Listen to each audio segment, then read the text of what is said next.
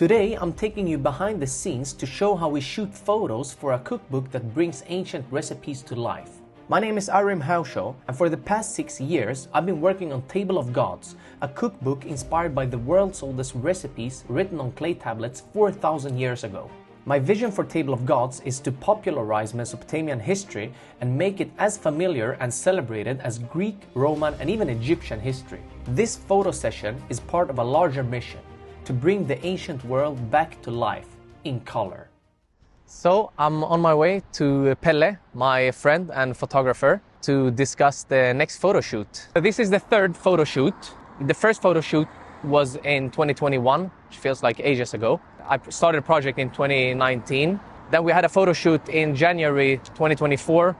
And so this will be the third and last one, we think. And we're better prepared than ever, but I still want to go to Pelle to discuss lighting, setting, props, to make sure the 4 days that we're going to be in the studio will be as efficient as possible to give us as much creative room as possible. We're much more prepared this time than we've been in the 2 previous photo shoots.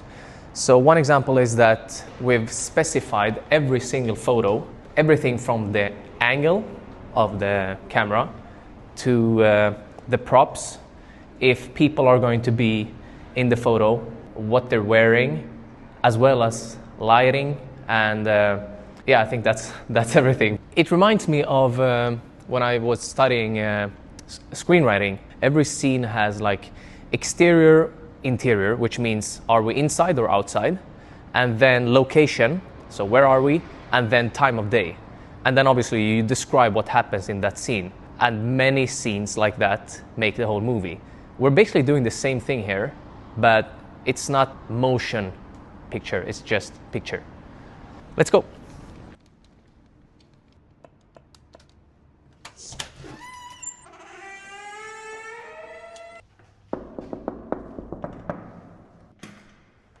Tjena Pelle! Tja! Läget? Är det bra? Är du själv? Det är bra, det är bra. Välkommen. Kul att se dig. I've been working with Pelle since 2021 and we've become friends over the years. Pelle is one of those rare craftsmen who are about to go extinct. You know, those people who truly care about the quality of their work and take pride in it. Those are the people I want to work with. We met up well before the photo shoot to align on lighting, angles, props, and the mood we want to create in each photo, as well as in what order to shoot the photos to be as efficient as possible. Pelle has an entire storage room with props and backgrounds, but the problem is that we've already used most of those we found relevant for Table of Gods. Backgrounds are actually one of the hardest things to pick as they set the mood for the entire photo. So, 2 hours later, 3 hours later, I don't know. Anyway, we've talked through everything and it feels really good. I'm a bit tired just because we went through so many photos, but it feels really good. I think this time we will do even better than before. I think it's about obsessing over quality and trying to be the best in the world, whatever that means. I think the definition is not as important as trying to do something extraordinary. Okay, so we just arrived. I don't know where we are, but it's Swedish television, something governmentally owned, to rent some props because we want to take the photography in Table of Gods one step further. It may not look big at first glance, but this is just one of 3 equally large storerooms in this 2-story warehouse. This looks like Humbaba. What's important is that we create the right feeling rather than the right props, whatever that is, because we obviously can't use something that is 4,000 years old, or I don't think any museum would give us something like that. This one could be 1,000,000 years old. I don't know if we're gonna use it. Oh my god, these look really authentic. Hallå, det här är sjukt äkta. Men alltså, kolla de här, driver du med mig? We just spent 3 hours in here and we're actually not done, so we need to come back because we're just too tired to continue. We stopped at the costumes because it just became too much. They had too many things and we need to see what we have back home, as well as also do some research to actually figure out what kind of costumes they did have. So let's have some lunch. So we're back here at this giant warehouse where they have props and... Ma! Come here.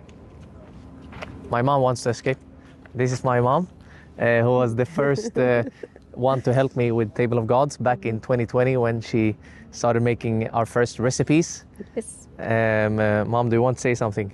I'm so glad and happy to be here today. Very good. Okay. Okay, you can go drink some coffee. Yeah, it's the second time we're here and the photo shoot starts in 3 days, so let's go.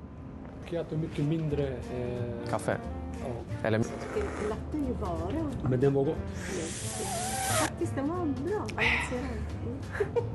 This time we went straight to the furniture warehouse because one photo needed a throne and another a bow and arrow. So we chose this chair as King Urnamu's throne. The thing is, we don't even know how thrones looked like in ancient Mesopotamia because wood doesn't survive for thousands of years. But the thing is, not all of the chair will be present in the photo. And then we also found this bow and arrow because I'm writing the story about Ninurta and Anzu. And spoiler alert, Ninurta kills the giant bird Anzu with a bow and arrow. And we have a recipe for it where Anzu takes the shape of a chicken because we couldn't find any Anzus in the grocery store. But we want to have the bow and arrow in the photo. I outsourced the costume sourcing to my mom, who works at a clothing store. The only rule she had to follow was to find clothes in wool or linen. Then we continued in the jewelry section, where I was struck by decision paralysis again. Seriously, how do you choose from hundreds of rings? So this is what we actually picked from the first time we were here. Tomorrow we will pick up the rest because they need like a day to prepare the things. And tomorrow we have some bigger things like the throne of King Urnamu, the arrow and bow, and what else? Yeah, bunch of clothes. Yes. Preparing the props is just one piece of the puzzle.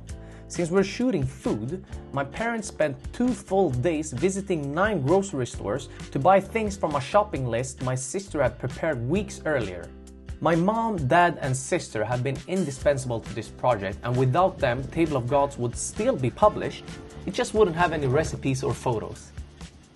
So after 8 hours, we finally stacked the studio with all props, clothes and everything that we're gonna use.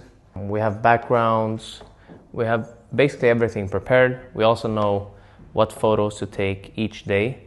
And as I told you earlier, we have scenes written for every single photo. با مكسيمت ياو مكسيمت تحس خرخرتي دو.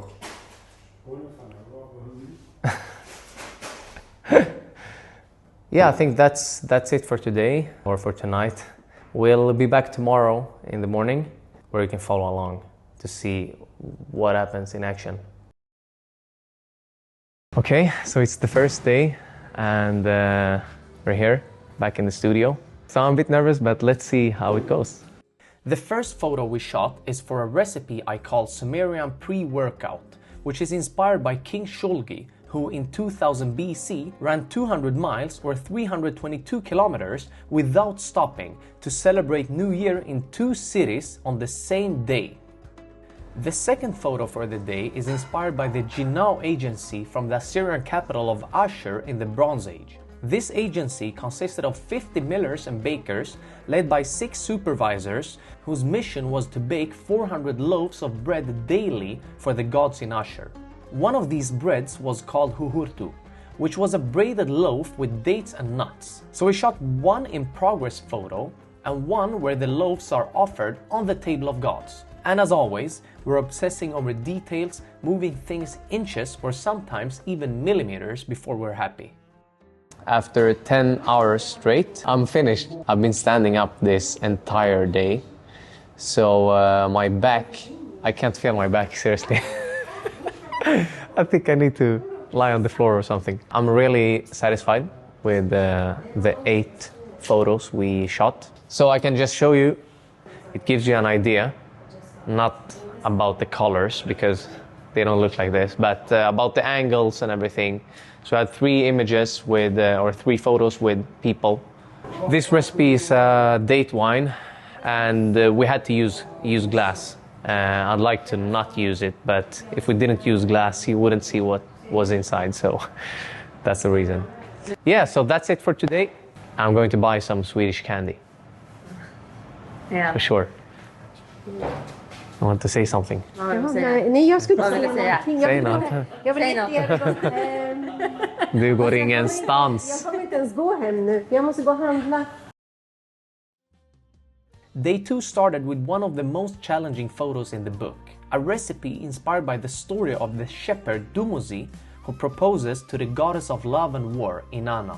The thing is that Inanna has already rejected him once, but Dumuzi is stubborn and goes to her home in heaven and brings with him his best dairy products. And when Inanna sees it, she marries him. How romantic. Here's another challenging photo of a Sumerian baker making a cake for King Urnamu. I actually hired 13 actors for this photo shooting session, mostly family and friends, between the ages 3 and 81. So we're done with day 2. I'm so excited about the photos that we shot today. We had some really difficult photos, especially one where Gilgamesh and Enkidu eat on their way to Humbaba, the cedar forest. I really wanted the photo to feel like it was outside and in a forest, but that's hard when you're in a studio. But believe it or not, we shot an amazing photo that actually looks like it's outside. The thing is, when you just look at the photos, they are amazing, but when you pair them with the stories in the book, that's where the magic happens. So yeah, let's speak again tomorrow. It's day 3, and I arrived an hour earlier because I wanted to prepare this day, which is going to be challenging since we have 7 photos as we had yesterday, but they all have human elements. So a hand, a body, something that makes it just much more challenging. So yeah, my grandma, grandpa are coming, then my wife and 3 children. But yeah, talk to you soon again. Of course, the background we needed to start with was behind 3 tons of stone. Here, my grandpa is playing the role of Shamidlishu, ancient Assyrian professionals responsible for salting meat in storerooms called Bet Midli. In a world without refrigerators and in a place not that far from the equator, salt was invaluable. Then it was my grandma's turn to do what she does best, fill intestines with force meat, followed by many more scenes that will make so much more sense once you read the stories that come with the recipes. I also spent this morning borrowing things from a forest near my home so we could stage another forest scene when Lady Shamhat offers Enkidu bread to transform him from beast to man, which is why I call this recipe Bread for a Beast. The last recipe of the day is a baklava recipe my sister has developed, inspired by the fact that the ancient Assyrians made layered pastries with nuts and honey. Beet juice naturally colors the baklava red, which was the color of the gods, and the result is just stunning. It's the last day of our photo shoot, perhaps the last day that we ever shoot photos for Table of Gods, which is a bit sad when I think about it. So I'm just going to remind my family and everyone to try to savor this whole day. We started the day with the Assyrian ziggurat cake. We already have a photo of this cake, but since the recipe has 34 steps and spans across 6 pages, I wanted to shoot 3 more photos to make sure each recipe page in the book is accompanied by a photo. Here's the final photo of this 4-tiered cake baked over 3,000 years ago in Assyrian temples. And here's what it might have looked like before they started eating. For this honey cookie recipe, which was the last we shot, we actually built a bird nest and bought a real ostrich egg. Again, it makes much more sense when I tell the story of Gilgamesh's father, Lugalbanda, who fed Anzu's chicks honey cookies in the mountain and was granted a superpower in return. So we're finally done after 4 days, and it's been super fun, but also a bit sad, because I'm starting to realize this is probably the last time we shoot photos for Table of Gods. And it's like, I don't know, letting go of your baby. But all in all, I'm super happy to be one step closer to the final destination, which is a published book. So thank you for following this journey. I really appreciate you, and I'll talk to you soon.